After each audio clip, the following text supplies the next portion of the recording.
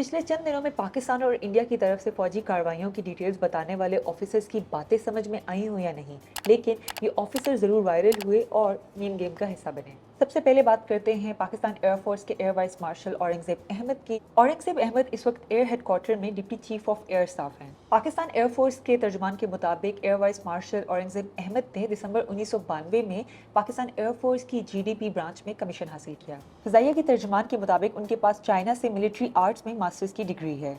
औरंगजेब अहमद ने national defence university Islamabad से national security and war studies में मास्टर्स की डिग्री हासिल की। वो नेशनल डिफेंस यूनिवर्सिटी इस्लामाबाद में डायरेक्टिंग स्टाफ और फैकल्टी मेंबर भी रह चुके हैं। उन्हें सितारा इम्तियाज मिलिट्री भी दिया गया था।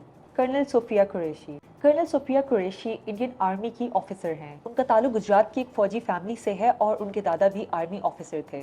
उन्होंने बायोकेमिस्ट्री में पोस्ट ग्रेजुएशन किया है। 2016 में मल्टीनेशनल मशकों में इंडियन फौज की ट्रेनिंग टीम को लीड करने वाली वो पहली खातून अफसर बनी। अहमद शरीफ चौधरी, DG ISPR के हेड लेफ्टिनेंट जनरल अहमद शरीफ चौधरी सिक्योरिटी अफेयर्स पर तवील प्रेस कॉन्फ्रेंसेस करने के लिए जाने जाते हैं। अहमद शरीफ मई 2024 में लेफ्टिनेंट जनरल बने। वो दिसंबर 2022 में पाकिस्तान आर्मी के 22वें DG ISPR बने। जनरल अहमद शरीफ का ताल्लुक core of electrical and mechanical engineers से है। EME के बहुत कम ऑफिसर्स 3 स्टार के रैंक तक पहुंचे हैं। वायोमिका सिंह।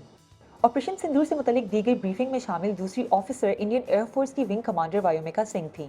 वायोमिका इंडियन एयरफोर्स में हेलीकॉप्टर पायलट हैं। इंडियन ज़राए इब्लाग के मुताबिक वो हमेशा से पायलट बनना चाहती थी और उनके नाम का मतलब भी आसमान से जुड़ने वाली है। वायोमिका का फ्लाइंग आवर्स का तजुर्बा 2500 घंटों से ज्यादा है।